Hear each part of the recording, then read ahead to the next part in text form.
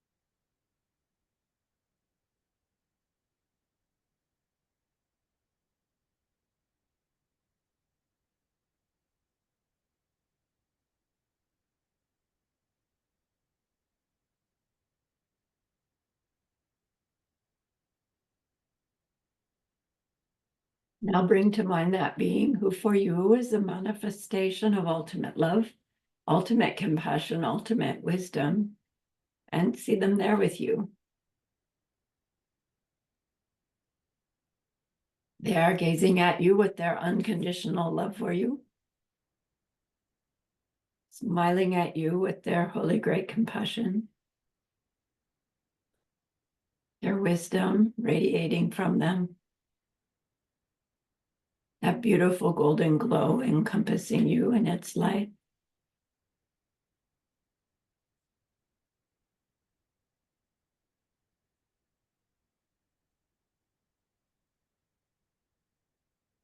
And then we hear them say,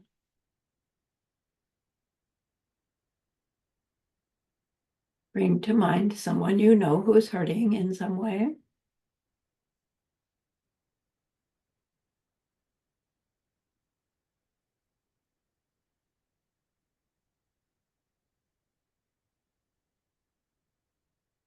Feel how much you would like to be able to help them.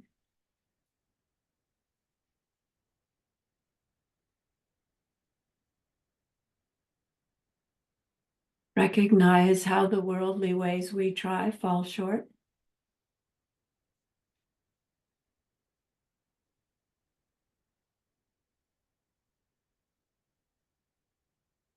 How wonderful it will be when we can also help them in some deep and ultimate way, a way through which they will go on to stop their distress forever. Deep down, we know this is possible.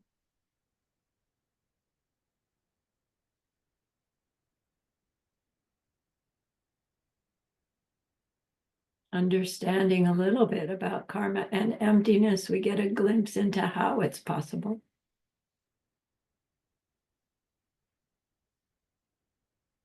And so I invite you to grow that wish into a longing.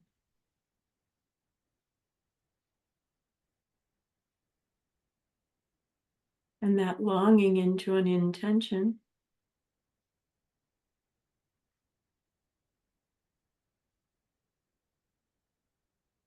And then turn your mind back to that precious holy being. We know that they know what we need to know, what we need to learn yet, what we need to do yet, to become one who can help this other in this deep and ultimate way. And so we ask them, please teach us that.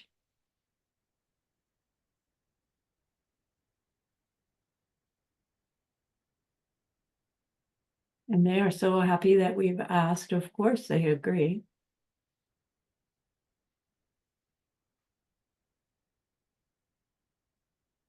Our gratitude arises.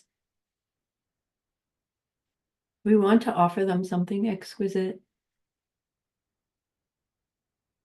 And so we think of the perfect world they're teaching us how to create.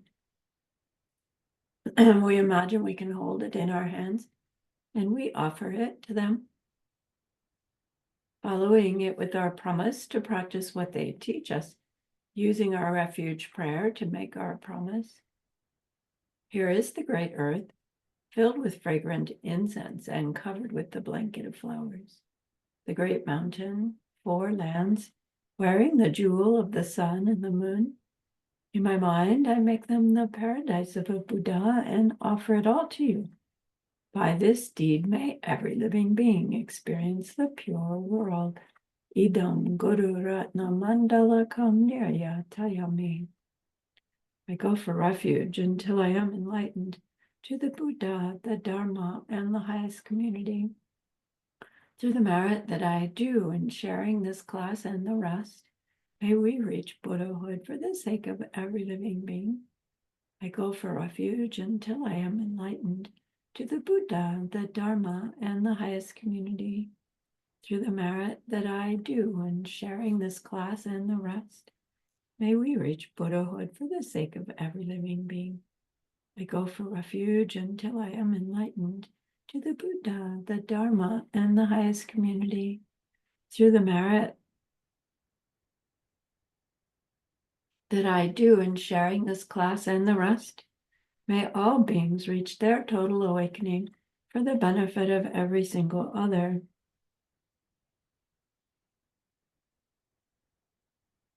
All right, let's hear the Heart Sutra again. You're welcome to read it along with me if you have it. Otherwise, just listen. In these situations, I always like to listen and just let it percolate. And I sometimes often catch something new. So you're welcome to do that too. So the Lady of Conquest, the heart of the perfection of wisdom. I bow first to all enlightened beings and to every warrior saint. Once I heard this teaching. The conqueror was staying on Vulture's Peak in the keep of the king. With him was a great gathering of monks and a great gathering of warrior saints. At a certain moment, the conqueror went into deep meditation on the part of the teachings known as the awareness of the profound. At that moment, too, did the realized being, the great warrior, the Lord of power, loving eyes, see into this one deep practice, the practice of the perfection of wisdom. And he saw perfectly that the 5 heaps, the 5 parts of a person, were empty of any nature of their own. And then, by the power of the enlightened one, the junior monk named Shariputra turned and asked this question of the great warrior, loving eyes, the realized one, the Lord of power. If any son or daughter of noble family hope to follow the deep practice of the perfection of wisdom, what would they have to do? This then is the answer that the Lord of power, the realized one, loving eyes, gave to the junior monk named Shariputra. Here, Shariputra is what any son or daughter of noble family should see who hopes to follow the deep practice of the perfection of wisdom. See first, all 5 heaps, all 5 parts to a person, as being empty of any essence of their own. Your body is empty. Emptiness is your body. Emptiness is nothing but your body, and your body is nothing but emptiness. The same is true of your feeling, your ability to discriminate between things, and the other factors that make you up, and all the different kinds of awareness that you possess. All of them are empty. And thus we can say, Shariputra, that every existing thing is emptiness. Nothing has any characteristic of its own. Nothing ever begins. Nothing ever ends. Nothing is ever impure. Nothing ever becomes pure. Nothing ever gets less, and nothing ever becomes more. And thus we can say, Shariputra, that with emptiness, there is no body, there are no feelings, there is no ability to discriminate. There are none of the other factors that make you up, and there is no awareness. There are no eyes, no ears, no nose, no tongue, no body, no mind, nothing to see, nothing to hear, nothing to smell, nothing to taste, nothing to touch, and nothing to think of. There is no part of you that sees. There is no part of you that is aware of what you see. And this is true all the way up to the part of you that thinks, and the part of you that is aware that you are thinking. There is no misunderstanding your world. There is no stopping this misunderstanding. And the same is true all the way up to your old age and your death, and to stopping your old age and your death. There is no suffering. There is no source of this suffering. There is no stopping this suffering. There is no path to stop this suffering. There is no knowledge. There is nothing to reach, and there is nothing not to reach. Thus it is, Shariputra, that warrior saints have nothing to reach. And because of this, they are able to practice the perfection of wisdom and stay in this perfection of wisdom. This frees them of every obstacle in their minds. It frees them from all fears. They go beyond all wrong ways of thinking and reach to the ultimate end of nirvana. All the enlightened beings of the past and present and future too follow this same perfection of wisdom, and thus bring themselves to perfect enlightenment, to the matchless state of a totally enlightened Buddha. Thus are they the sacred words of the perfection of wisdom, the sacred words of great knowledge, sacred words of the unsurpassable, sacred words that are equal to the one beyond all equal, sacred words that put a final end to every form of pain, sacred words you should know are true, for false they cannot be, sacred words of the perfection of wisdom, which here I speak for you. Tayata gate gate parigate parasangate bodhiswaha. And thus it is, Shariputra, the great warrior saints must train themselves in the profound perfection of wisdom. With this, the conqueror stirred himself from his deep state of meditation. He turned to the great warrior, to the realized one, loving eyes, the Lord of power, and blessed his words, saying, "True, true," he said, and true again. Thus it is, O son of noble family, just so is it. One should follow the profound perfection of wisdom just as you have taught it. Every one of those gone thus, rejoice in your words as I do. And when the conqueror had spoken thus, the junior monk Shariputra took joy, and the warrior, the realized one, loving eyes, the Lord of power, took joy as well. And all the assembled disciples took joy, and so did the entire world with its gods and its men and near gods and spirits too take joy. All sang their praises of what the conqueror had spoken. This ends the Sutra of the Greater Way, known as the Lady of Conquest, the heart of the perfection of wisdom.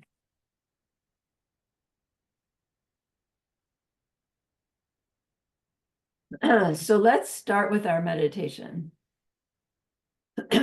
where we'll explore those 4 steps that Khedrubje has taught us,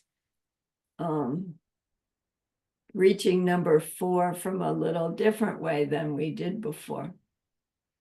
So we'll start with our motivation and a swift go through our preliminaries, and then do the same, scan the room, find some object. So I'll lead you through it. So this will probably take a half an hour, I would guess. Okay, so settle your body into your chair such that your spine and back stays upright without much effort, such that that physical body can relax and feel safe and supported.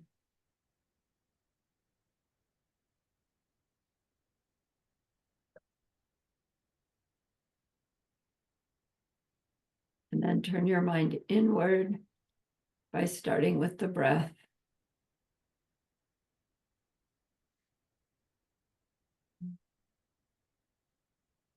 Adjust your fixation. Adjust your clarity. Adjust your intensity by increasing your curiosity, your interest in doing this meditation.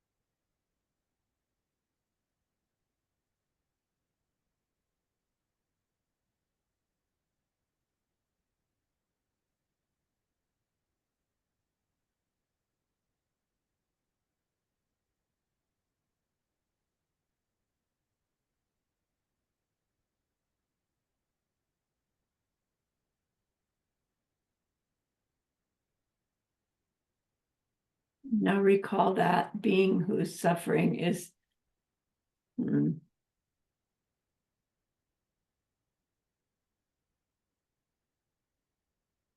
so painful for them and painful for us to see them with it.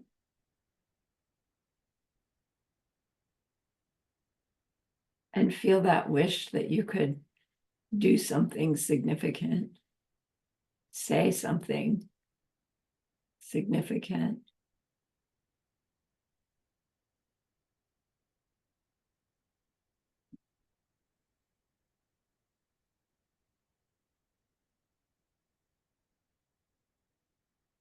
Feel that wish develop into the wish to truly know what they need, to be able to truly be what they need.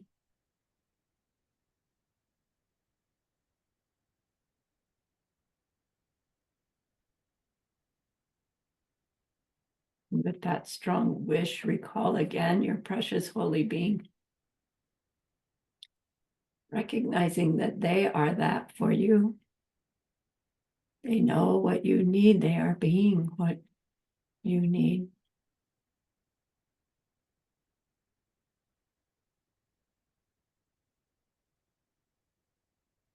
Feel your admiration for them, your reliance upon them.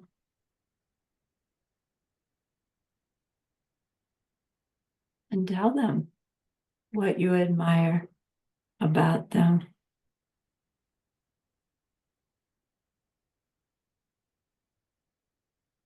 Tell them of your aspiration.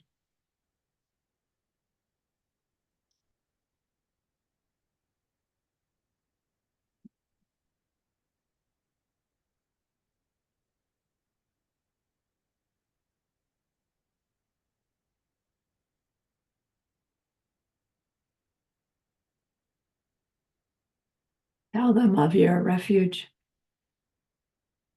in karma and emptiness.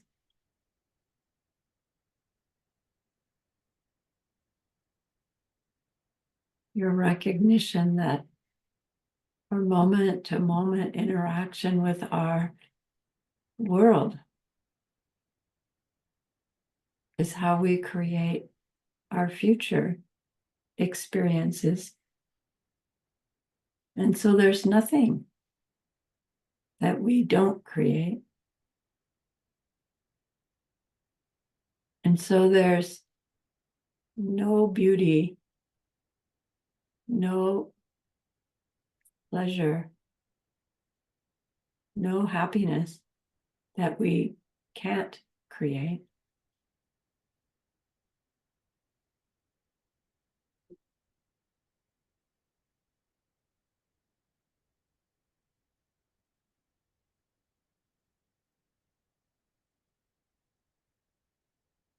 Then make that precious being an offering.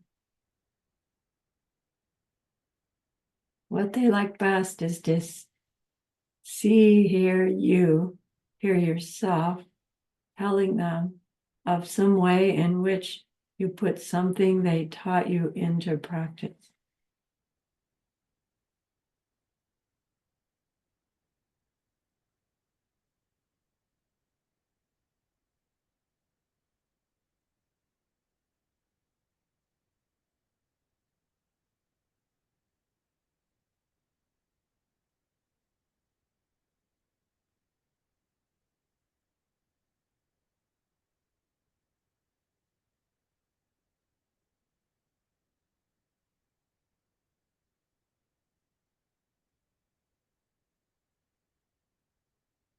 See how happy they are to hear what you've offered.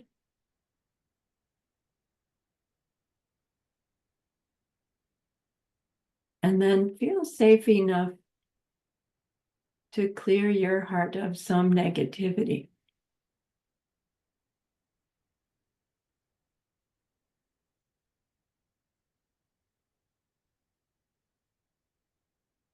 Review your refuge. Feel and tell them of your regret and why. Establish this class as your antidote and establish an achievable power of restraint.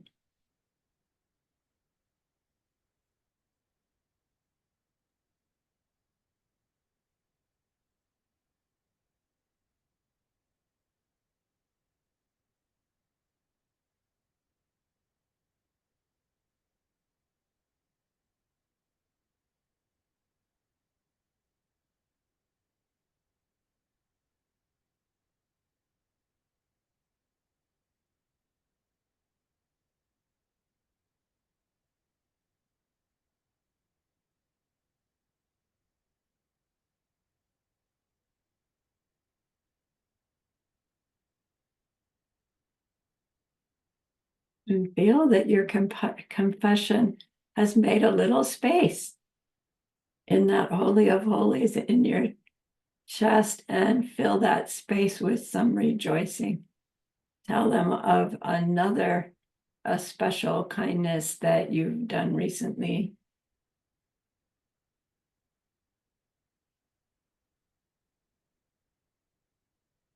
And something you saw someone else do.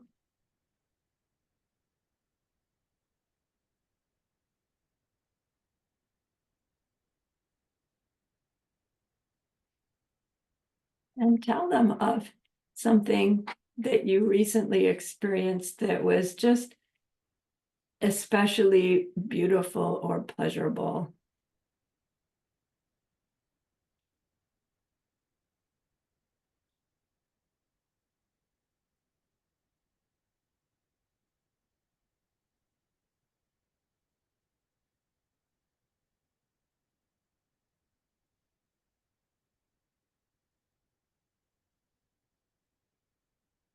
And recognize what a powerful, good influence they have on you.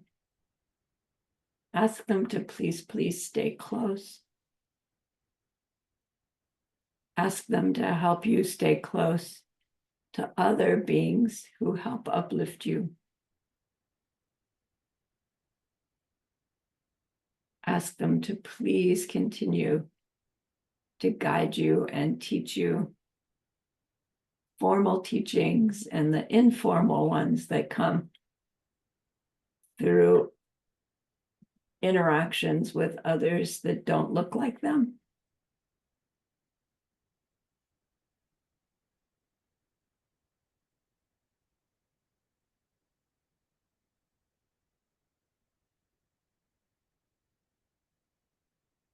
And then dedicate just what we've done so far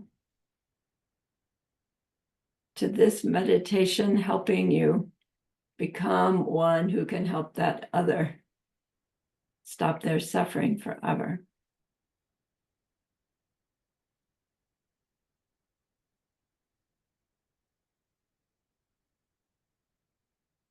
Then if you need to shift and wiggle your body, you do it now. If you don't need to, you don't have to.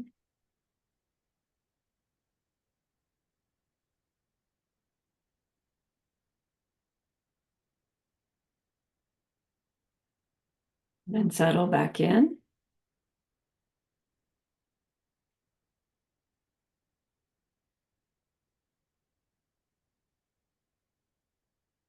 We'll start the meditation. We'll again scan the outer objects of our room. You can do it with your eyes open or with your eyes shut. First step is just experiencing. No identities, no stories. Just simple things.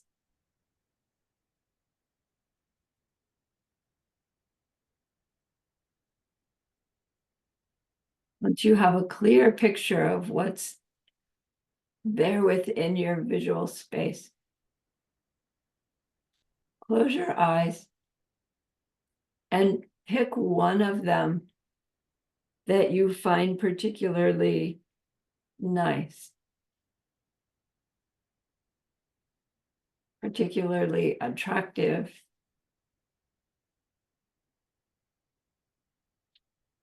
One that you especially like.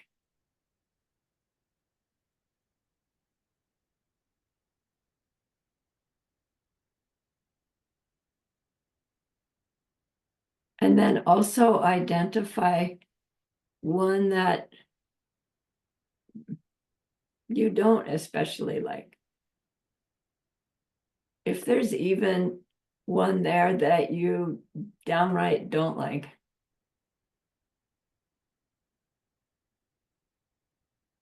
So we have these two things that are opposites.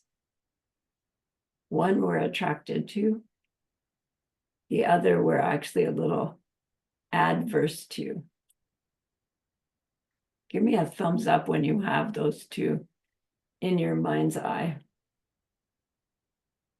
Good, good, good.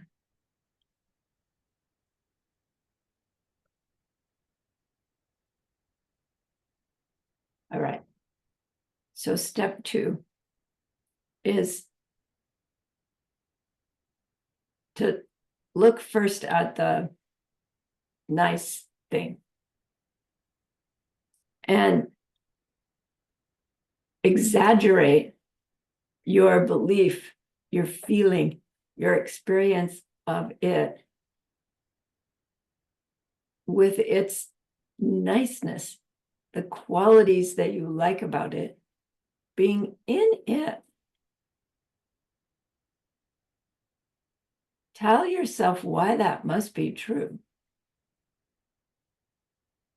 I like it every time I see it. It has to be in it. I can reach out and touch it. It has to be in it.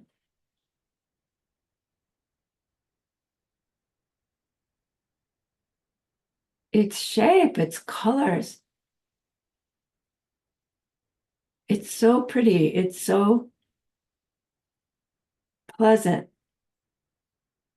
I feel good every time I see it. It has to be in it.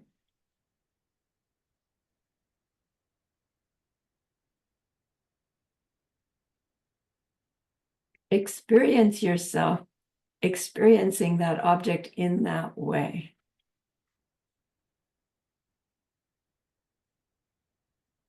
If someone stole it, you would be offended. If someone carelessly broke it, we would be hurt. Because our pleasure comes from it.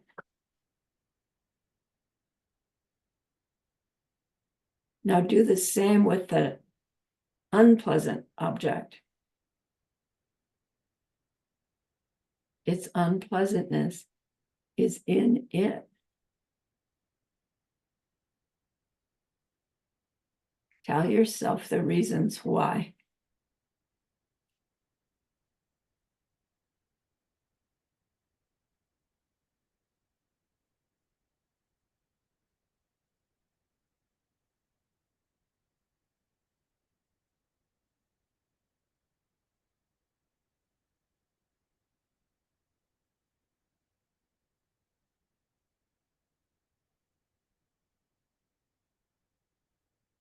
Trying to identify the experience of that object having its qualities in it.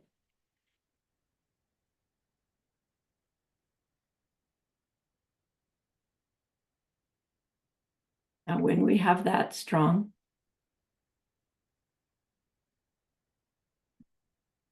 we shift to the third step.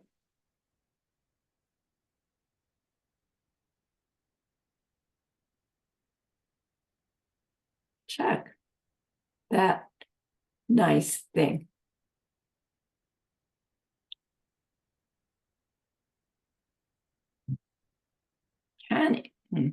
Check that nice thing for your experience of it.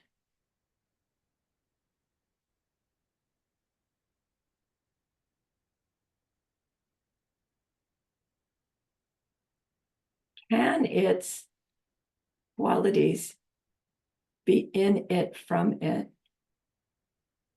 making you experience it the way you do?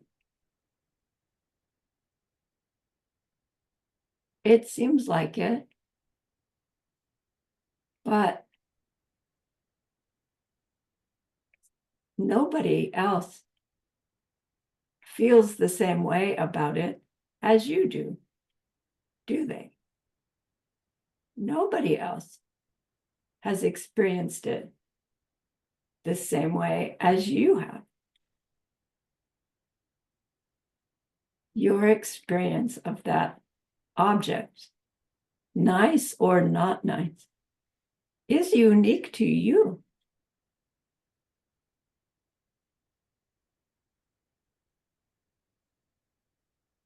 Our own awareness of that object is making us see it the way we do,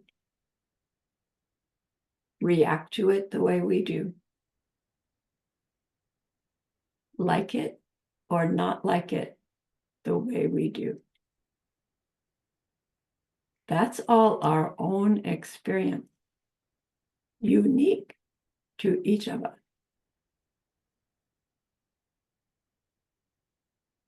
So get in touch with the experience of that object coming from your own mind, your own awareness of the object is bringing you this experience. That object there with those qualities that you like.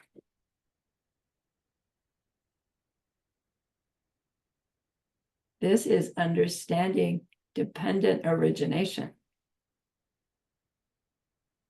Our mind making us see the object the way we do is what's meant by karmic seeds ripening.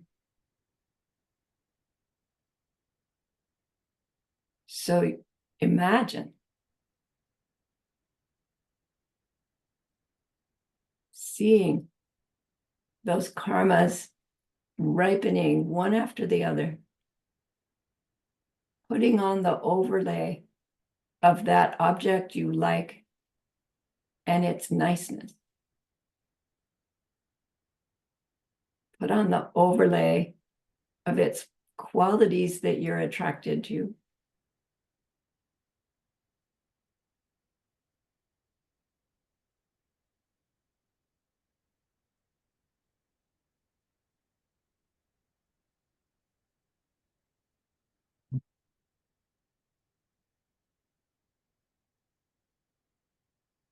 Then turn and look at the object that you're not attracted to, adverse to, and see your mind doing the same thing. Seeds ripening.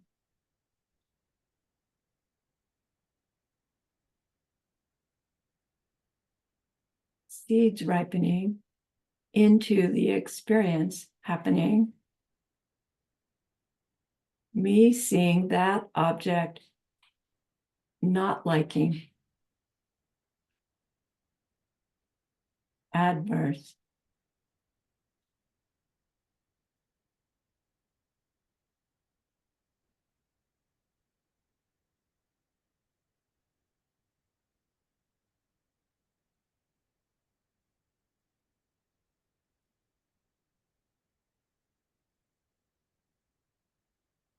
Go back to the nice one. My karma ripening. Wow.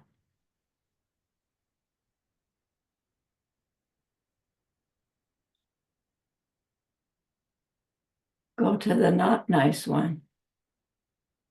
My karma ripening. Wow.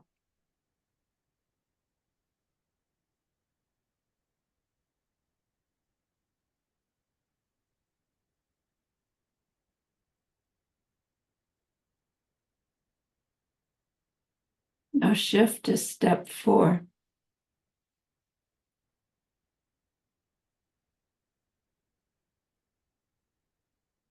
Look at those two objects.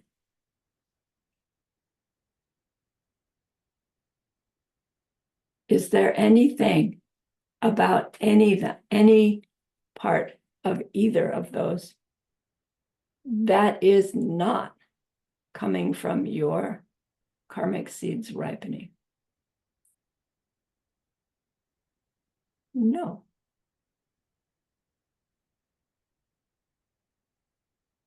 Show yourself the objects that are not your karmic seeds. What's there?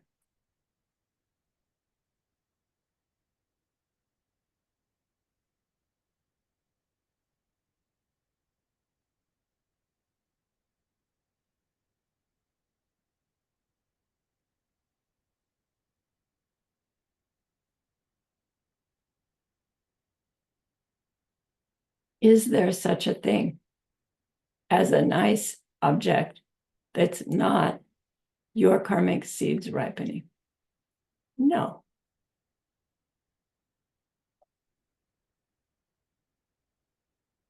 Is there such a thing as a nice object that is your karmic seeds ripening?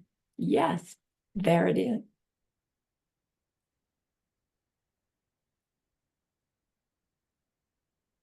Is there such a thing as a nice object there from its own side, independent of your experience of it?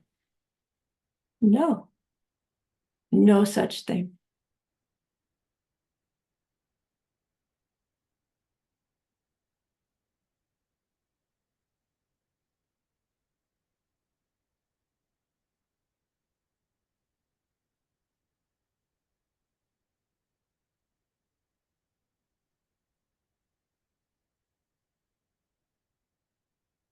To step 3, that object with its niceness coming from our own mind, forcing us to see it that way.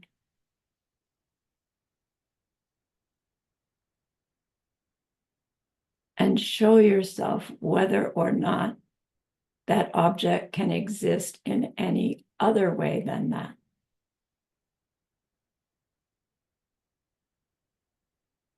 No. That's its absence of self-nature,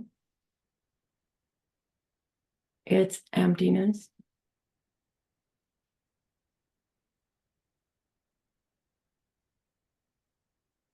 Step 3, its dependent origination, depending upon our karmic seeds ripening. It's emptiness, no other object than that there.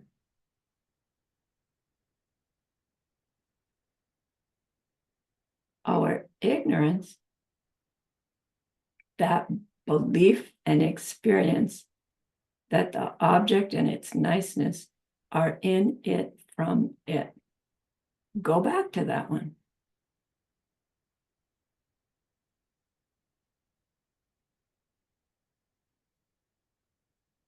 Hopefully it's feeling ridiculous.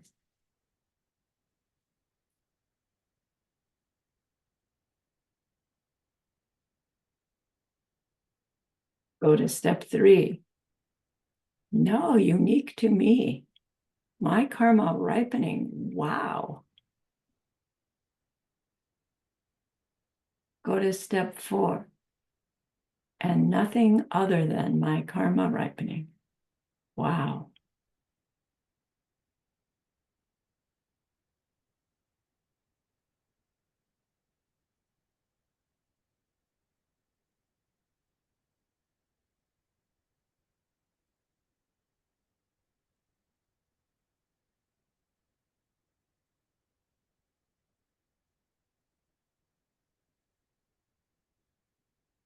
Now just consider everything in your room.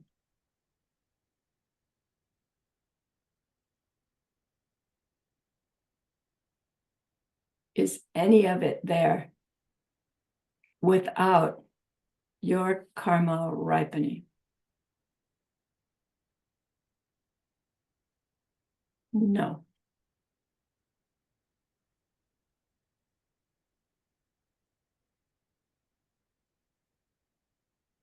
Are you there without your karma ripening? No.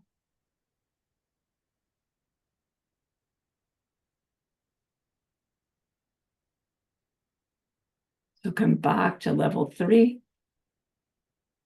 Every moment of experience is my seeds ripening. Pleasant experience is results of some kind of kindness. Unpleasant experience, results of some kind of unkindness.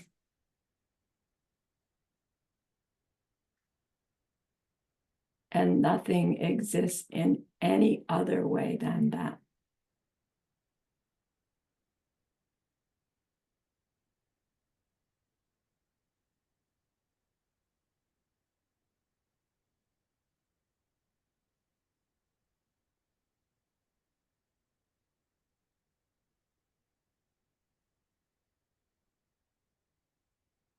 Nice. Now let go. That whole process. Turn your mind back to that precious holy being. See how happy they are with your effort. Ask them again to stay close and dedicate this effort that we've done to becoming one who can help that other in that deep and ultimate way. And then feel your body in your chair. Feel yourself in your room. When you're ready, open your eyes. Take a stretch.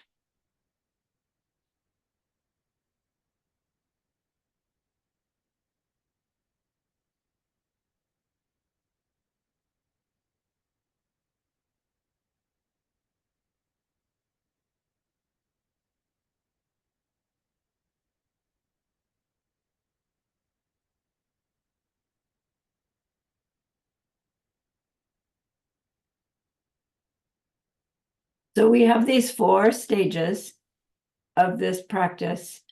Just establishing that things are there, no stories.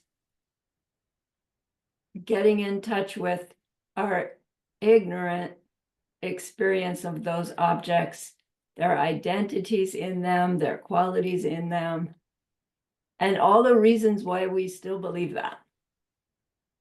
And then right? You're pushing the radio stations. You just push the next button, go to level 3, and show yourself that the way we experience our objects has to be unique to oneself. Whatever reasoning you want to use to show yourself that, you then land on one of those reasonings and use it to show yourself, oh, it has to be something unique to me. And what makes me unique to me is this thing we call our karma. So imprints made, imprints ripening.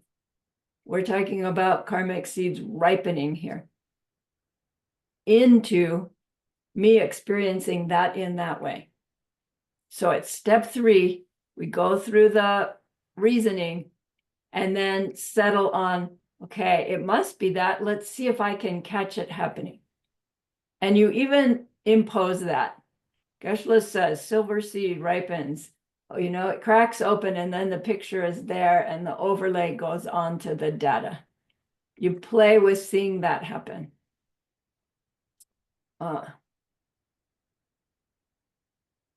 For me, it's a little different because I don't have that visual thing, but I can catch that shapeshift of mind when I use a direct experience that usually includes my eyes, and if I close my eyes, it doesn't. And so where it works best for me is if I focus in on the sensation of my physical body on whatever I'm on, laying on my bed, sitting on my chair. And I focus in on that sensation, right? So we've got this sensation on our buttocks and the back of our legs right now that we automatically go, oh, me sitting on a chair. But when you close your eyes and dig in and ask yourself, like, what information am I actually getting? Like, what is it about that sensation that tells me bottom on chair, right? The sensation is just a pressure. There's nothing about the sensation that gives the identity of the back of my legs, is there? And when you can separate the of the objects from the sensation, you get this really clear picture that, oh my gosh, it's some idea that I have that sensation means my body on the chair.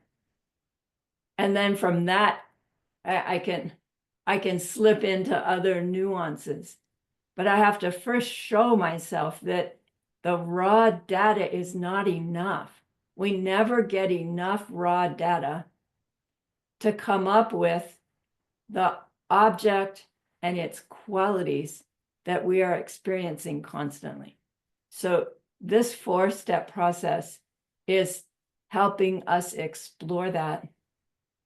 With right now, we're just using outer physical objects that we're remembering in our mind's eye to use for this exploration.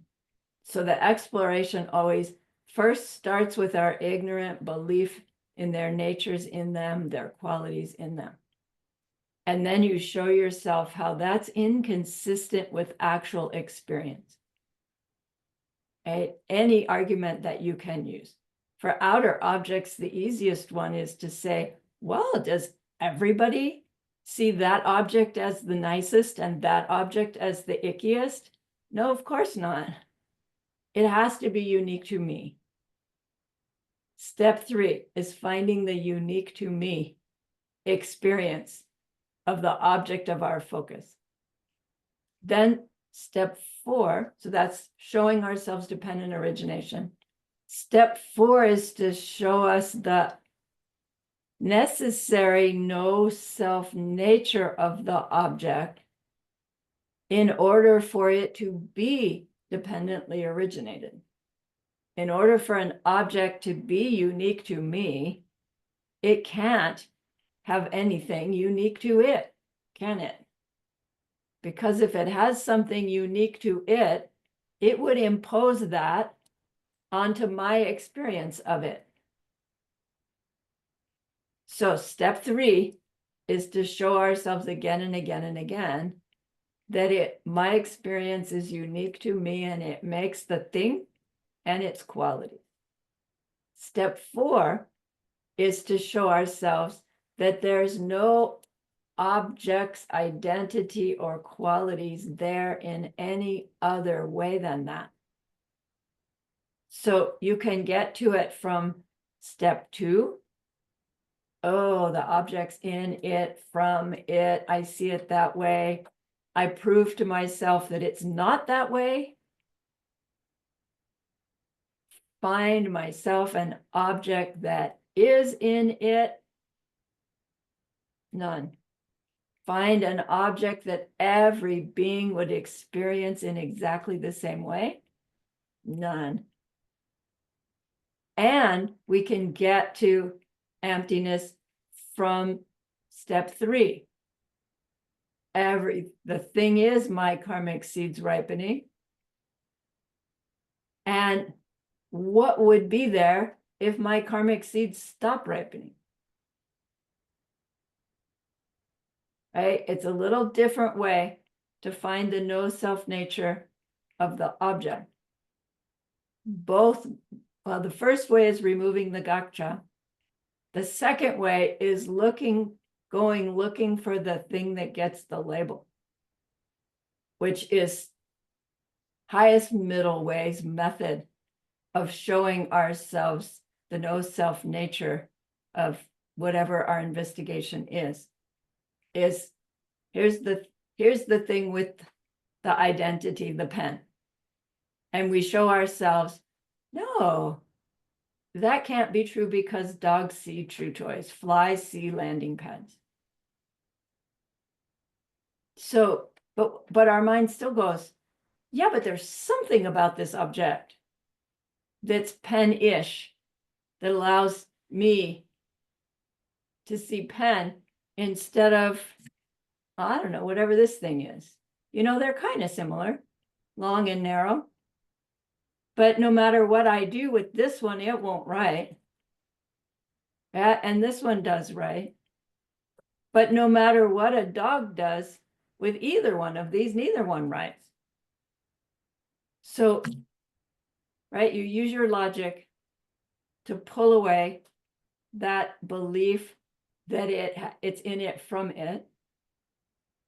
But it doesn't disappear, does it? Because it is our seeds ripening, and it always has been our seeds ripening. So to recognize that it's not in it from it doesn't make it go away, because it was never in it from it. There's nothing to disappear. What disappears is that conviction that it is in it from it. It's something in our mind that disappears, not in the object, because that quality of the object was never there in the first place. So going from step 2 to step 4 shows us that.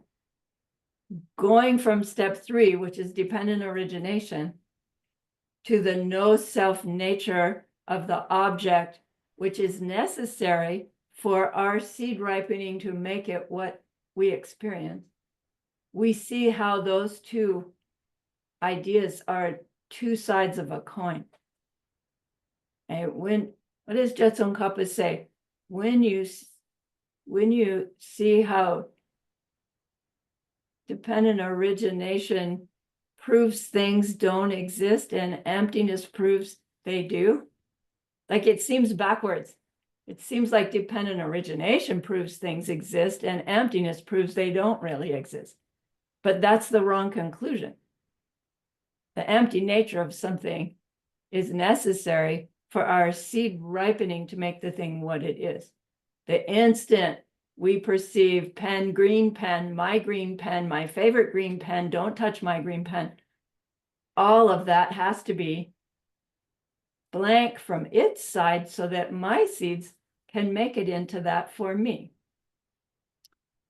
So, right, we've got these 4 steps, but step 4 you can get to from 3 or from 2.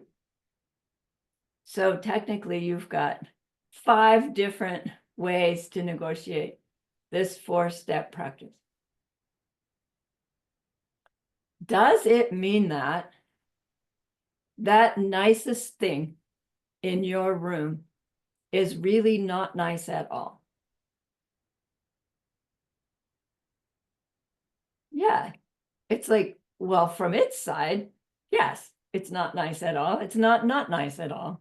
It's not anything at all from its side, which is why it can be nice and it can be pleasurable and it can bring you happiness, but only as a ripening result of having tried to bring a little bit of happiness and pleasure to somebody else in the past. Have we ever done that? Yes. Are we always successful? No, but it doesn't matter, really, whether we're successful or not. It's our mind imprinting, trying to bring somebody some happiness. If we see them not happy with what we did, that's our ripening result as well, from times when we were unhappy with something that somebody did was trying to be nice. Have we ever done that? Yes, I know I have. So, right, we're working at the results place right now to see if we can catch this reality that's coming out of our own results of past behavior. With that, we stop blaming the other person for trying to do something nice that's not nice. Come on, what's the matter with you? Don't you know me by now? Right? I like cooked food, not raw food. Right? And right, we blame. So this meditation, when we work with it a lot, it will help us be more aware of when we're turning on the blame factor and blaming the weather for our achy joints and blaming, because it means when we blame something or somebody for something else, it means we're at stage 2, believing their qualities, identities are in them. Do unpleasant things happen? Absolutely. Are we allowed to feel unpleasant about them? Absolutely. Do nice things happen? Yes. Are we allowed to enjoy them? Yes, and we should. And we should search them out and want more. But how do we make more happiness and pleasurable things in our world? Seeing ourselves try to bring somebody else a little more happiness in our world. We can do that so easily. Smile at somebody, hold the door open, tell them they look great, ask them how they are and listen to what they say, right? So simple. We don't have to jump into the waters and save the person's life, although I hope that we will if we're ever in that situation. But right, that's not what it takes to change our world. It's the everyday little low level kindnesses, Sumanti always says. Low level radiation kindnesses. So Heart Sutra is helping us recognize that, but not in so many words. So let's take a break and we'll go back to Sutra and see what it's going to tell us. So I'm going to pause the recording. And I'm going to share my screen.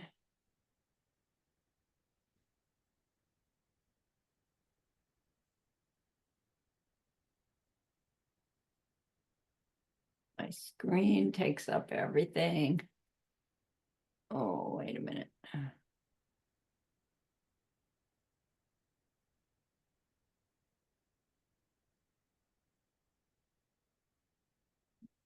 can get one more of us.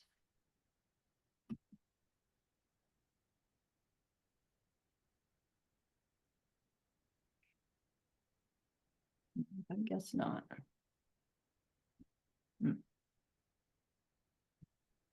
Okay.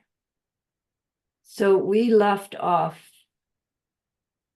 last week having spoken about this verse Sharipu de Tawe na Tompa Nila Sukme Zorwa me feelings Dushe me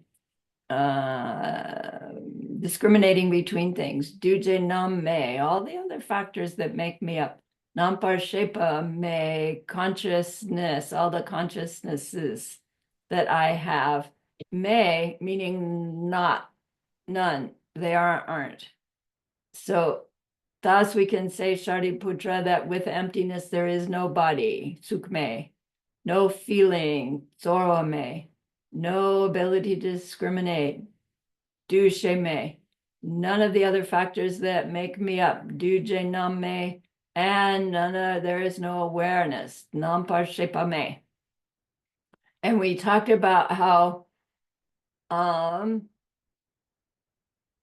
this is speaking to when we are in the direct perception of emptiness, as we are learning, all we are experiencing and experiencing directly is the absence of self-nature of an experience, of the experience. We could say the absence of self-nature of self, or the absence of self-nature of all existing things. In the direct perception of emptiness, there is nothing but absence. So we can't experience our body being there. Like when we're in meditation, we still have some awareness, gross or subtle, that our body is there. We're still having feeling, thumbs up, thumbs down. We're still discriminating between things. In the direct perception of emptiness, all of that appearing aspect of experience is dependent origination side. And we can't be aware of the appearing side and the empty side, the no self-nature side, simultaneously until we clear the obstacles to omniscience. So in the direct perception of emptiness, there really is nobody. Nobody in our appearing awareness because there's no appearing. It's impossible to describe in words, but we keep trying. So next. Mikme, Nawame, Name, Cheme, Lume, Yime, Sukme, Drame, Drime, Rome, Rekchame, Chumedo. He's like rubbing it in. Mikme means there are no eyes, Mik. No eyes, no ears, Nawa. No nose, Na. No tongue, Che. No Lu, body. Yi, am I doing this right? Yi may, no mind. Then sukme, no form, meaning nothing to see. So there are no eyes, no ears, no nose, no tongue, no body, no mind. Nothing to see, nothing to hear, nothing to smell. Drime, nothing to taste, Rome, nothing to touch, Rekchame, nothing to think of, Chume do. So what do you think? Do you think we're still in the direct perception of emptiness? I think so, right? When we're in the communion with ultimate reality, the absence of self-nature of all of these things, there can't be any of these things in our experience. Does that mean when you're sitting on your cushion in the direct perception of emptiness, you have disappeared? If somebody walks into the room, will they see somebody sitting there? Oh, I don't know their karma, but I want to say yes. We don't disappear when we're in the direct perception of emptiness. Is your awareness of you gone? Yes. It's slippery, right? I would actually, if I were on the debate, I would say I do disappear. And if somebody else still saw my body there, that's their karma. That's not mine. But anyway, I've never done that on the debate.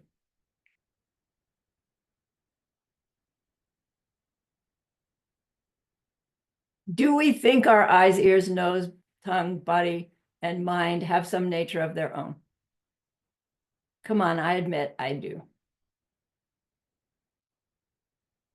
Do I think that there are things to see, to hear, to smell, to taste, to touch, and to think of?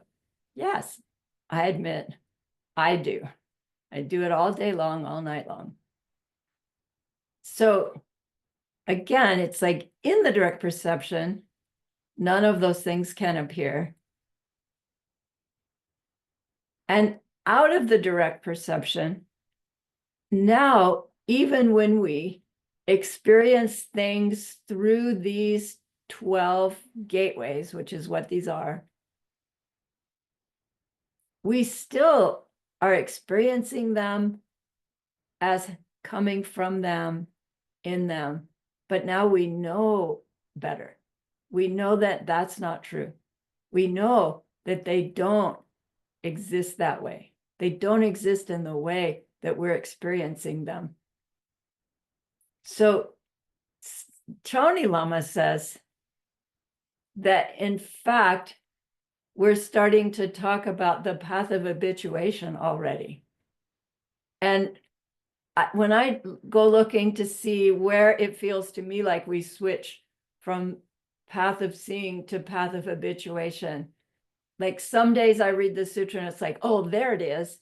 And then other days it's some other verse where it shows up. If there were some self-existent place in the Heart Sutra where you shift from one to the next, it would be the same every single time, wouldn't it? And it would be the same for all of us, wouldn't it? And we wouldn't need a commentary, would we?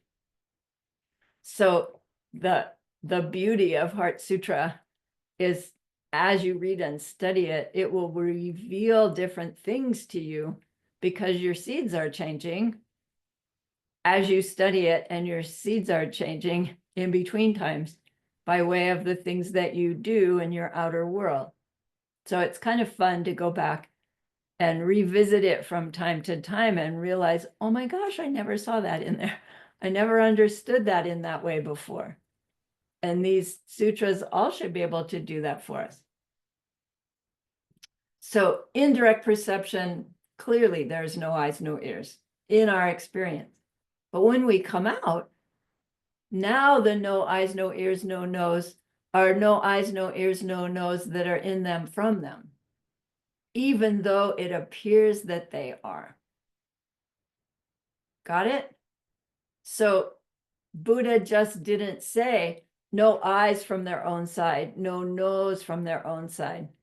He leaves it up to the studier, the reader, to recognize that that's what's being said. It gets misunderstood. It sounds like Buddha is saying nothing really exists. Is Buddha saying nothing really exists? No, he's saying how things exist is not the way we believe that they exist. Things do exist by way of our seeds ripening, making them exist in the way that they do, and they don't exist in any other way than that. But we thought they did, and the way we thought they existed, those don't exist at all, and never did, and never have.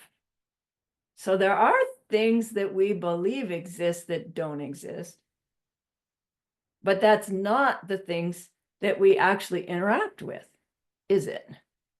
Because the things we actually interact with have always been our seeds ripening things, and they are real, And that was the point of the nice and not nice part of that meditation example, is that the niceness and the object are real because of our seeds ripening them that way. That's what makes them real. The object with its niceness in it is unreal and impossible and has never been there. Right? We're trying to get that conundrum. Our ignorance refuses to buy it until we've really proven it to ourselves over and over again. All right, so somewhere in here, we've come out of the direct perception of emptiness and we're on our path of habituation, which means that we're still perceiving things as coming at us, but we don't believe it. And so we know more directly that what we're experiencing is results of our past behavior. And so we know more directly that my current behavior is crucial to what I'm going to experience in the future. So our path of habituation is getting used to making our behavior choices from this new state of understanding, even when things look the same as they did before. So let's see where he goes with that. Miki kameching, Miki nampar shepe kamepa neiki kameching. There's no part of you that sees. Miki kameching. So we have these three. We have the eyeball, we have the eye consciousness, and then we have the part of me that sees. So really there are these three factors: the subject, the part of me that sees; the object, the thing that's being seen. You could even say the eyeball that's seeing; and then the experience of the seeing. There's no part of you that sees. There's really no eyeball that's bringing in the data. No eyeball at all? No. No eyeball in it, from all those cells that make it up. Does the eyeball need cells to make it up? Yes. But because of our karmic seeds ripening it that way. Okay? And it's real. There's no part of you that is aware of what you see. And this is true all the way up to the part of you that thinks and the part of you that is aware that you are thinking. Again, if we're thinking we're still in the direct perception of emptiness, of course, none of this is appearing to us because it's part of appearing reality, and ultimate reality is not that. When we take this to mean our path of habituation, it means that the part of me that sees is happening again. And now I'm aware that I think that it has its own nature, but I know it doesn't. So there's no part of me that sees that's not part of the karma ripening. There's no part of me that is aware of what I see that's not part of the karma ripening. And this is true all the way up to the part of me that thinks. There's no part of me that thinks that's not part of the karma's ripening. Get it? So part of me that is aware that I am thinking. Ma rikpa me pane. Gashe me, gashe sepe bardo, young me do. Ma rikpa means misunderstanding. Rikpa is understanding. Ma rikpa me, there's no misunderstanding my world. There's no stopping this misunderstanding. And the same is true all the way up to our old age and death, and to stopping our old age and death. This one like rocks the boat, doesn't it?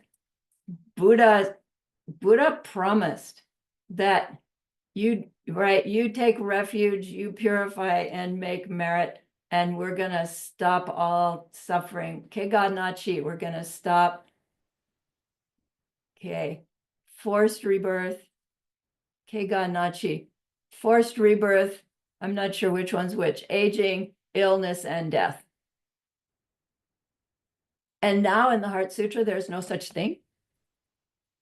Is he saying there's no such thing? No. Does old age happen? Yes. Does death happen? Yes. If aging and death have their identities and qualities in them, could they happen?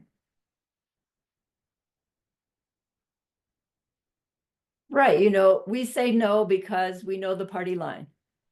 But come on, deep down, in your heart, level 2, meditation, do we believe that old age has to happen?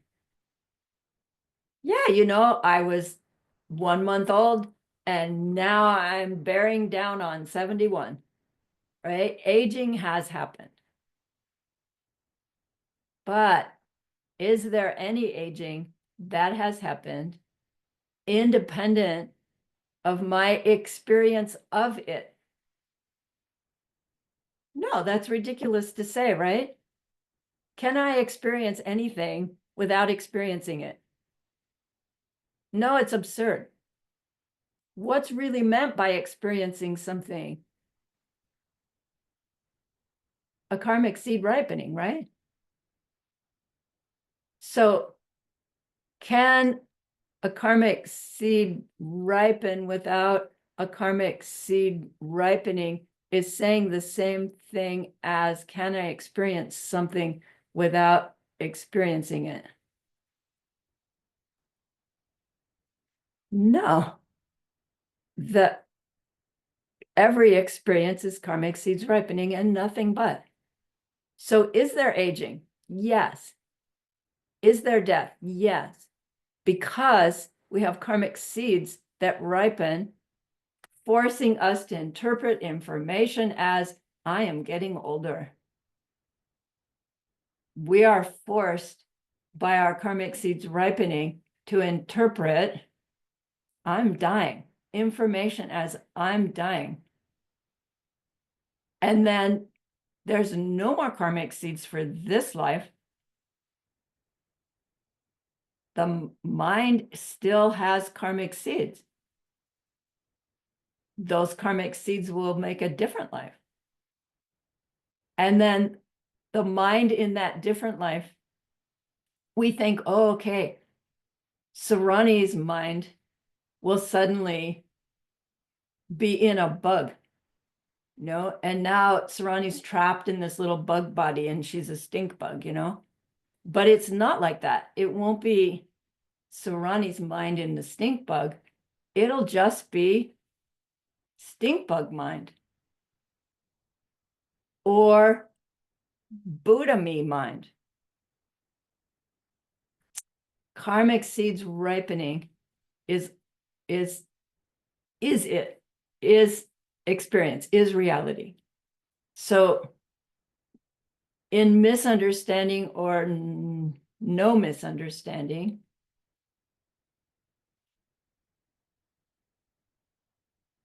as we are applying our wisdom from our path of seeing to life, that state of still seeing things as self-existent but not believing it is shifting until we reach that level where we are no longer even seeing things as self-existent. We are experiencing directly that things are karma's ripening and nothing but, and that's actually called reaching nirvana or the 8th bodhisattva bhumi, where we would want to say, oh, all my misunderstanding has now stopped. We've learned nirvana means the end of all mental afflictions and seeds for more, because we applied ourselves to what we learned in our direct perception of dependent origination and then emptiness for all those lifetimes in order to burn off the seeds that were stained with ignorance. So we're thinking there was misunderstanding my world. And then I became aware of the misunderstanding, and I doggedly changed my behavior to burn it off. And I reached the place where I stopped that misunderstanding.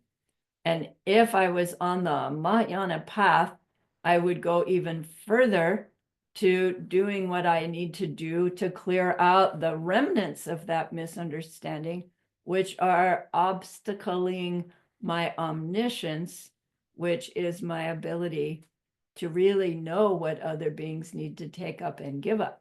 So we would want to hold and say there is a thing called misunderstanding. And because I can understand my misunderstanding, I can learn to stop it. But in using words like that, it's reinforcing our belief that our misunderstanding has some nature of its own. And if it did, we would not ever be able to burn it off and not replant it. So this is reminding us that once we're out of the direct perception of emptiness, we actually now see that our ignorance itself has no nature of its own. And it's like I hear myself say that, and my mind immediately goes, oh, so it doesn't really exist. I don't really have ignorance. And it's like, yeah, reel that guy back again, because yes, I do. My ignorance is every time I blame, David for the dirty dishes that haven't been rinsed out in the sink, and it's like my karma ripening for dirty dishes not rinsed out in the sink. Every time I blame my ficus tree for having dust on it, I'm misunderstanding my world. I do have misunderstanding, and that misunderstanding has no nature of its own. So the misunderstanding that I think I have doesn't exist, but the misunderstanding I do have, which is coloring every seed and every seed out, that misunderstanding is very real. And because of it, I make mistakes in my behavior. So that misunderstanding has no nature of its own. So there is no misunderstanding that's coming from its own side.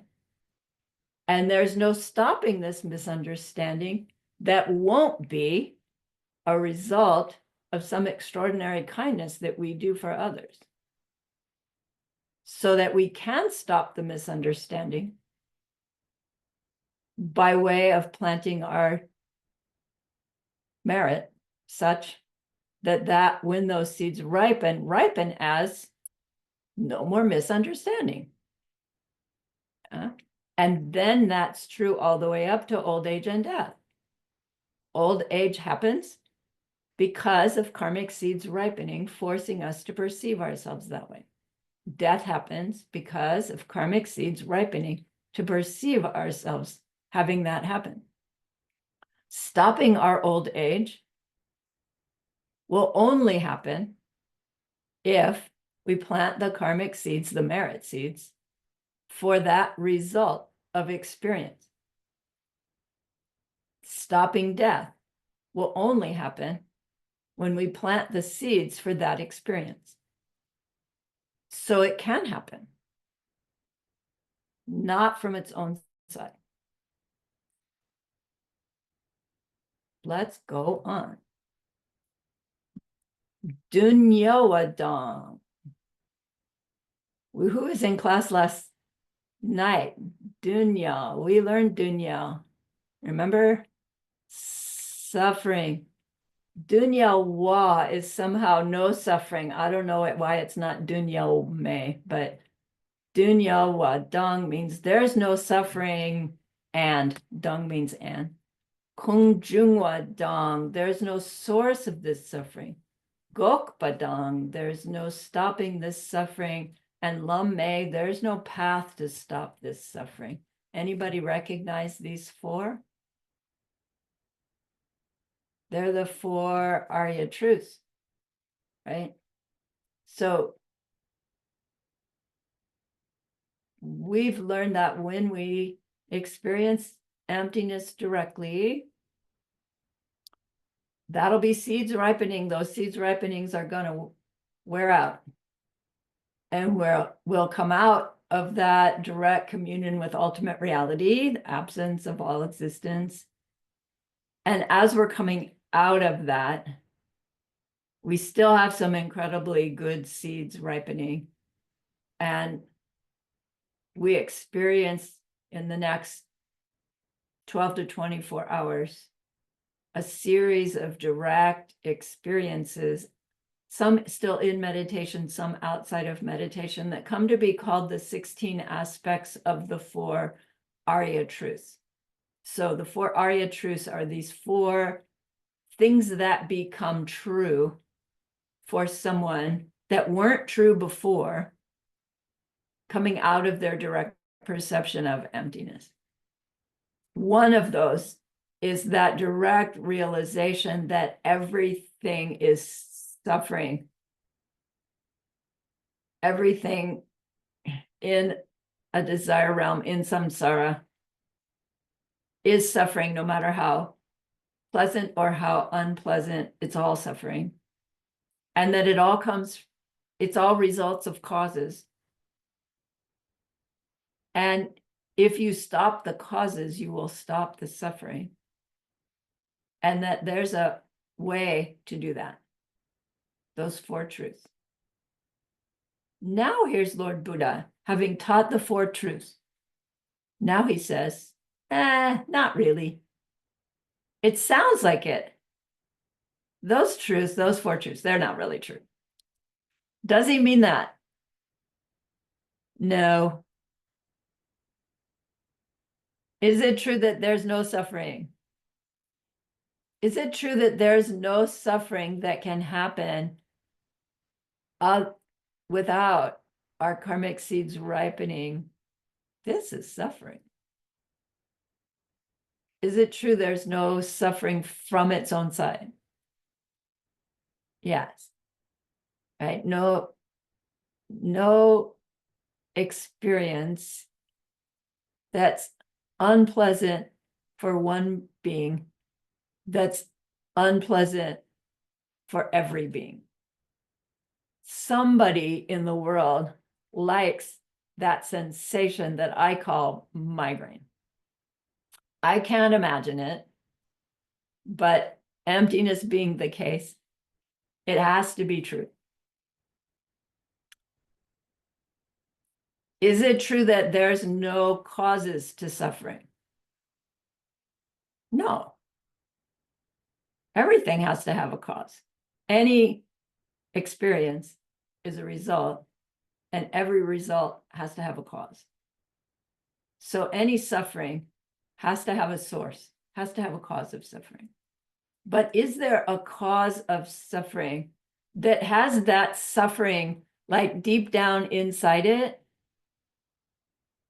and suddenly the result is there, right? Arya Nagarjuna's favorite. Just when is it?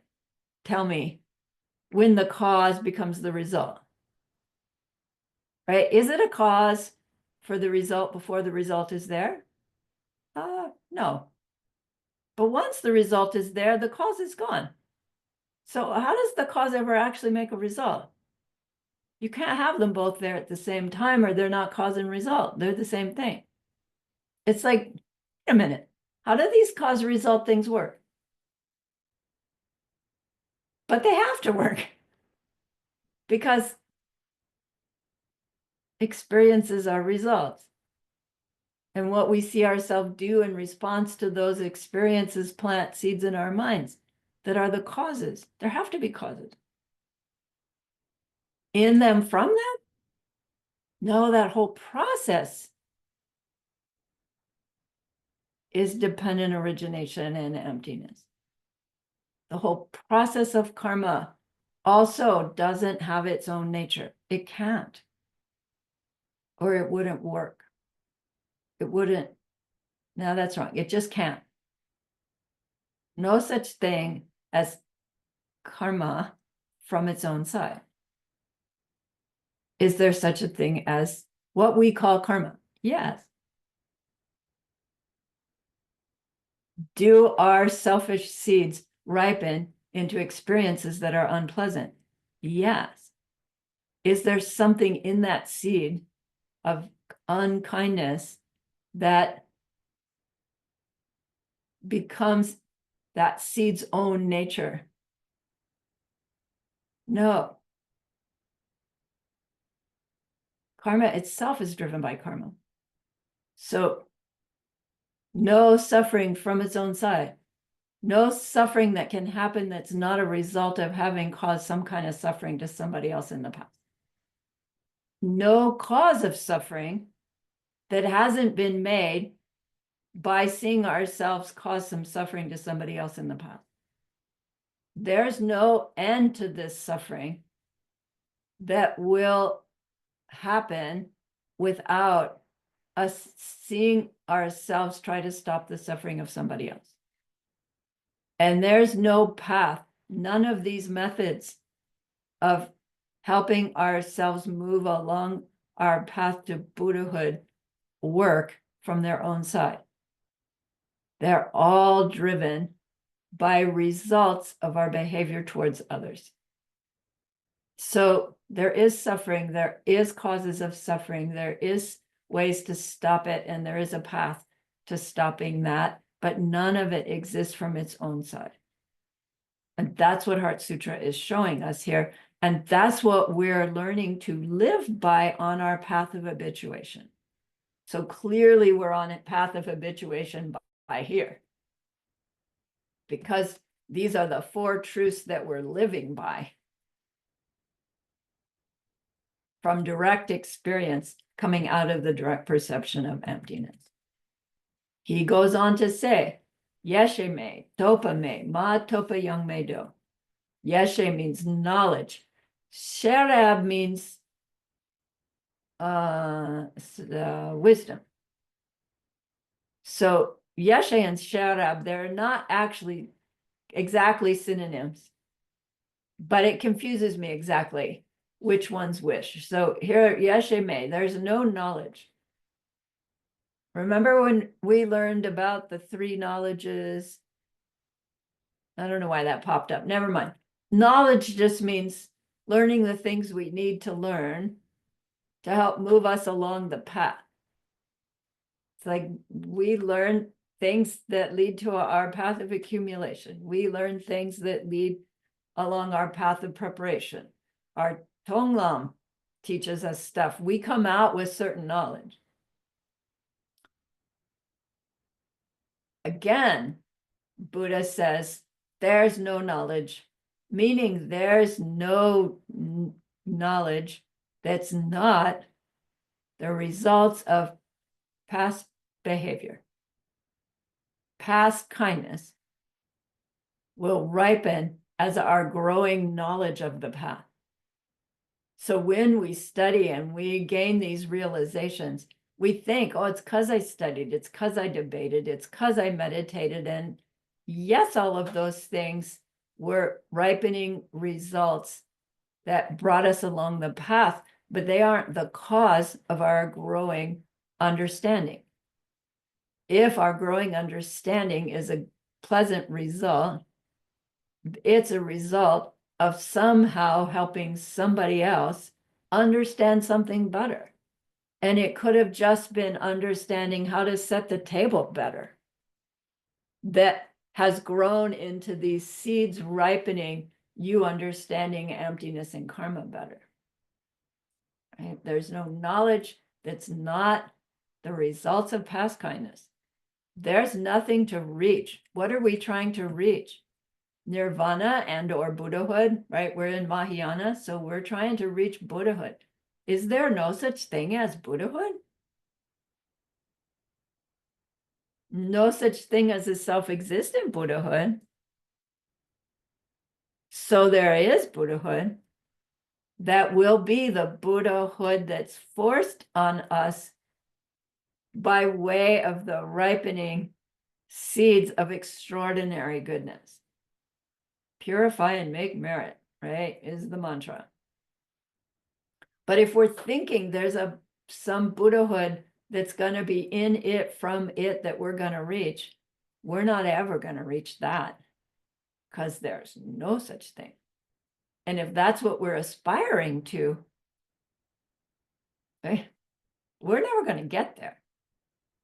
There's nothing to reach, and there's nothing not to reach. Thank you for saying that, Lord Buddha. It's confusing in English, but it means Buddhahood is not, self-existent Buddhahood is not reachable. Dependently originated Buddhahood is reachable, right? Nothing not to reach is the emptiness of your Buddhahood, which is very reachable by way of this not self-existent path to stopping suffering. You with me? I only have 3 faces to watch. I don't know about everybody else. We're moving fast here. Choni Lama says, according to Geshe Michael, that when Loving Eyes says Sharipude Tawana, it means we're shifting subject matters.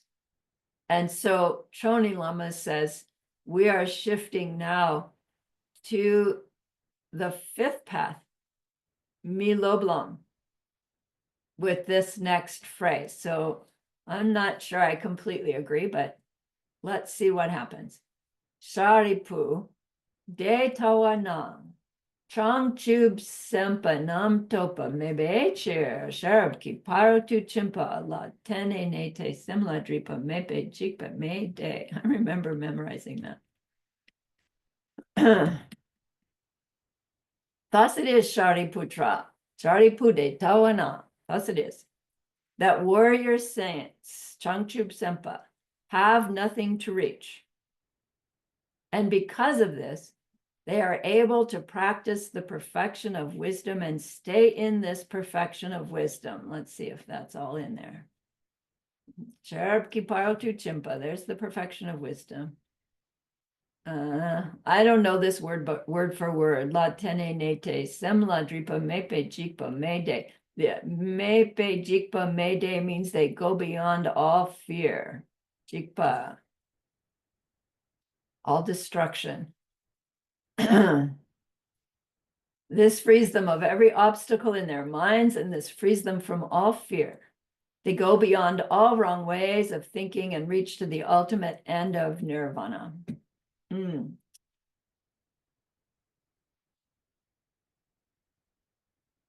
So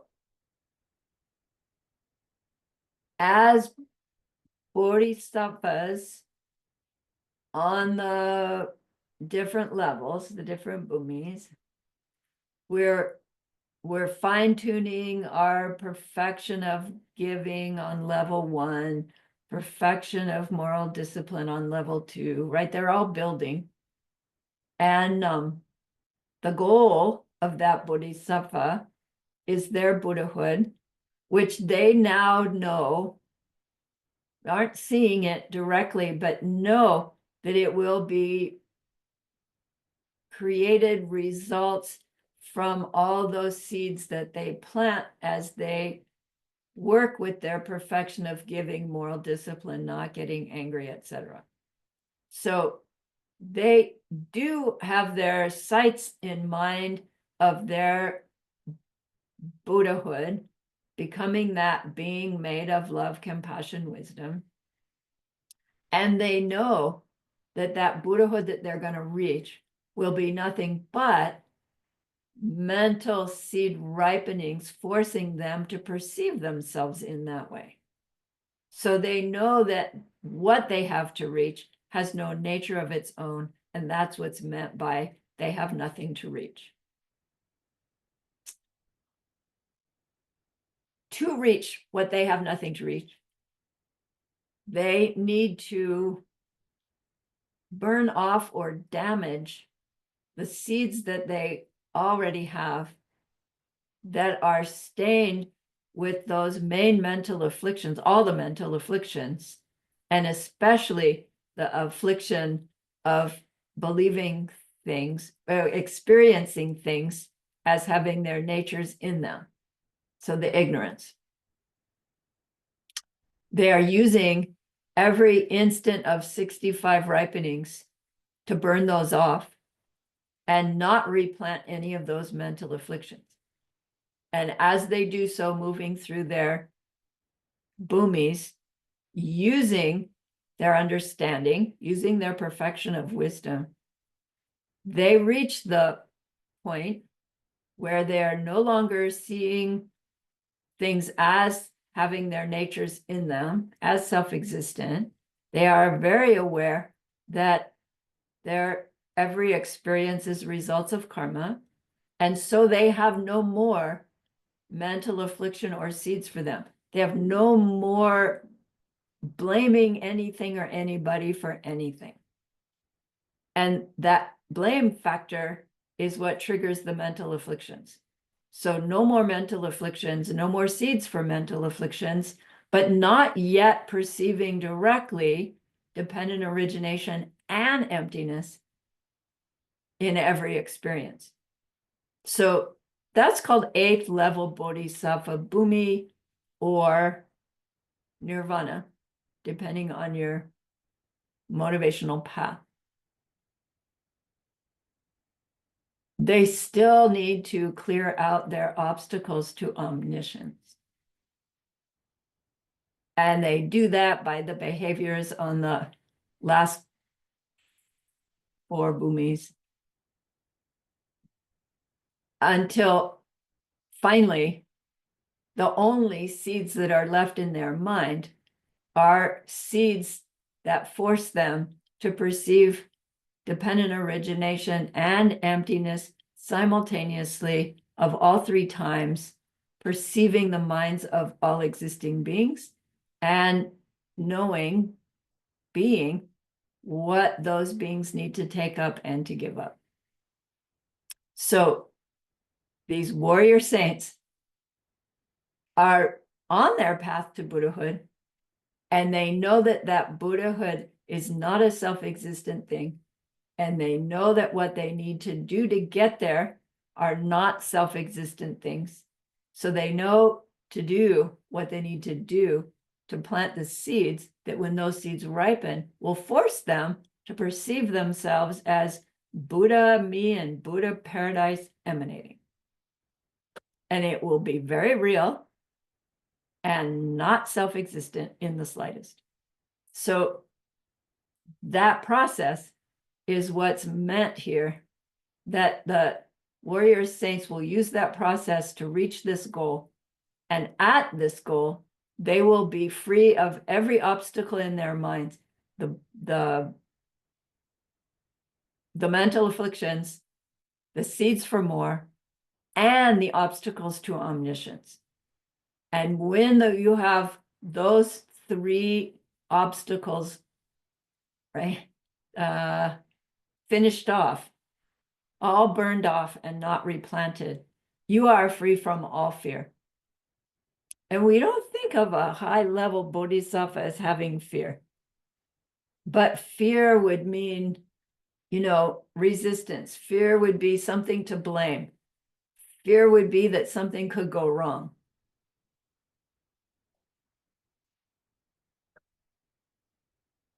Fear is a basis of samsara, right? I think most of us are comfortable enough that we don't feel like we're in fear all the time.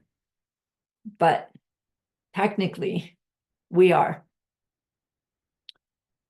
We're a little afraid today could be the day, right, that our karma wears out. So they go beyond all wrong ways of thinking and reach the ultimate end of nirvana. Where was that? Shinchi lokle, shintu denye, nyangyenle, depe tarchento. Ultimate end, depe tarchento. End of nirvana means Buddhahood. right? You can't end nirvana and slide back into samsara. But if you stay in what's called nirvana, you're staying in this place of pleasure for you, but not omniscient yet. So still can't quite really help others in that deep and ultimate way. So ultimate end of nirvana is code word for reaching Buddhahood. We have to be beyond all wrong ways of thinking to get anywhere close to Buddhahood, don't we?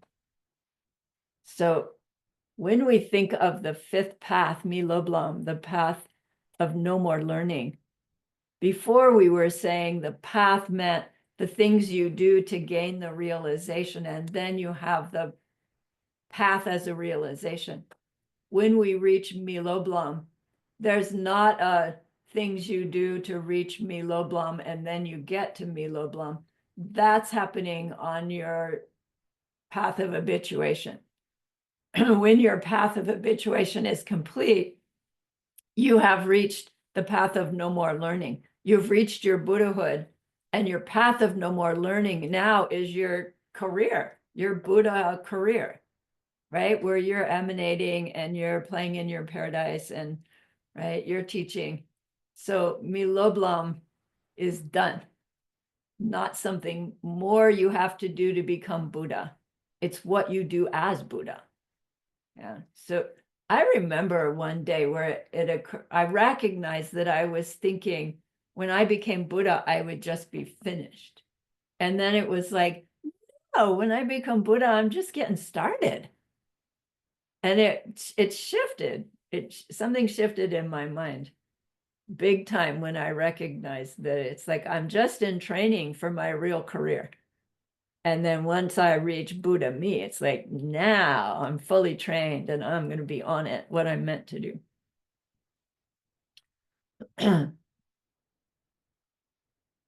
Gosh, what is there to talk about? Do sum do, nampar shukpe sange tamche kyang, sharab kiparu tu chimpa la tente lanamepa yang dakpar dzokpe changchub numpar dzokpar sange. So this one is saying all the enlightened beings of the past, the present, and future too follow this same perfection of wisdom and thus bring themselves to perfect enlightenment, to the matchless state of a totally enlightened Buddha. Reaching Miloblang, our Buddhahood, can't happen in any other way than by burning off our seeds of ignorance, not replanting them, planting merit seeds in our minds, that when that mind ripens those merit seeds, it will be forced to perceive itself as a being made of love, compassion, wisdom.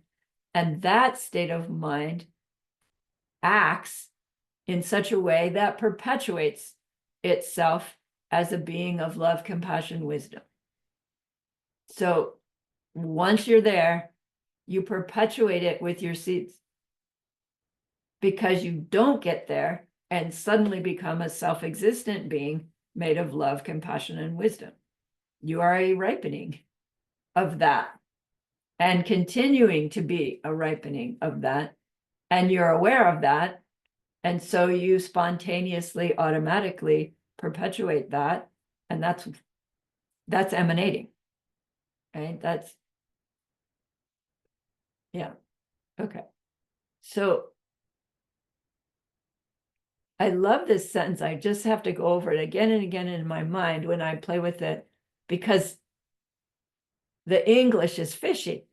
All the enlightened beings of the past have followed this same perfection of wisdom. Okay. All the enlightened beings of the present, like the ones who are doing it now, the ones who have already become Buddhas, they use this system. They had to. Those who are on their way right now, like really close, they've also used this same method. They had to. And then all the enlightened beings of the future, too, follow this same perfection of wisdom. You would have thought he would have separated out. The future beings will follow this too. The present ones are following it, and the past ones did follow it. But he rolls them all together into one and says they all follow this same perfection of wisdom, which means they're doing it right now. Right? Isn't that what the English means? They follow this perfection of wisdom, means they're doing it right now. So it's so rich, this sentence.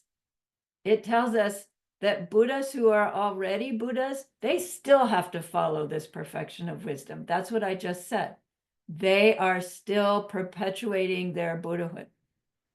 Those who are so close, they're creating their Buddhahood, still burning off their seeds for omniscience and planting their merit, right? Working hard to get those seeds to ripen into Buddha-them, Buddha paradise emanating. And those in the future, those of us that are beginners on the path, those of us for whom it hasn't even occurred to them yet, are still following this same perfection of wisdom. What does that mean? If they don't know about the perfection of wisdom, how can they be following it? They can't. But the perfection of wisdom is this nature of existence whereby no subject, no object, no interaction between has any existence other than the ripening results of that subject side's past behavior. Is that true for every mosquito? Yes. Is it true for every, brilliant human? Yes. Is it true for every Buddha? Yes. So every living being is in fact existing by way of the perfection of wisdom. From my side, they just don't know it. I don't know from their side because I'm not omniscient. But so all those enlightened beings that are not enlightened beings yet, they exist by way of the perfection of wisdom. And because of that, they will eventually bring themselves to perfect enlightenment, to the matchless state of a totally enlightened Buddha, because all living beings lack self-nature. They will eventually gather enough goodness to awaken to the fact that they have no self-nature, and thus can transform their perception of themselves from suffering being to fully enlightened being. And they will someday do it. We will all someday do it because of our empty nature. Right? It's so beautiful to catch that nuance in this one sentence. And that's a great place to end class. And my timer says to do so. All right. So remember that person we wanted to be able to help. Oh, yike, I forgot something.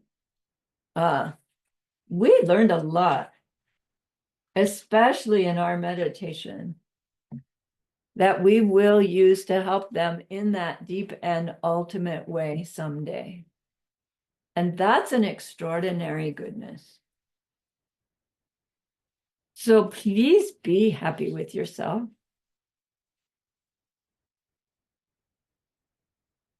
And think of this goodness like a beautiful glowing gemstone that you can hold in your hands. Recall your own precious holy guides. See how happy they are with you.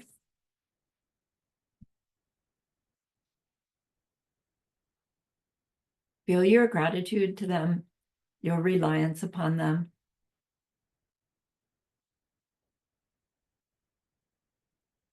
Ask them to please stay close.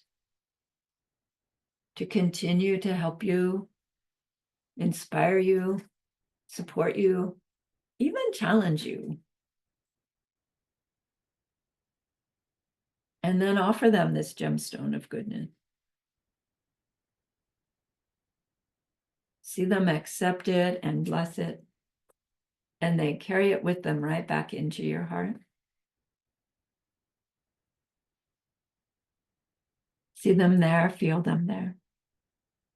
Their love, their compassion, their wisdom. It feels so good. We want to keep it forever. And so we know to share it. By the power of the goodness that we've just done, may all beings complete the collection of merit and wisdom, and thus gain the two ultimate bodies that merit and wisdom make. So use those 3 long exhales to share this goodness with that one person, to share it with everyone you love, to share it with every existing being everywhere. See them all filled with happiness, filled with this wisdom of loving kindness.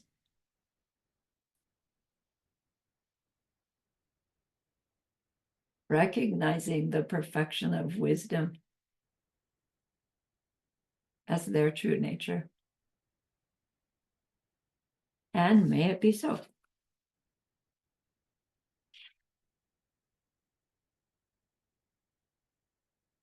Thank you so much for the opportunity. I learned something in that class. I love when that happens.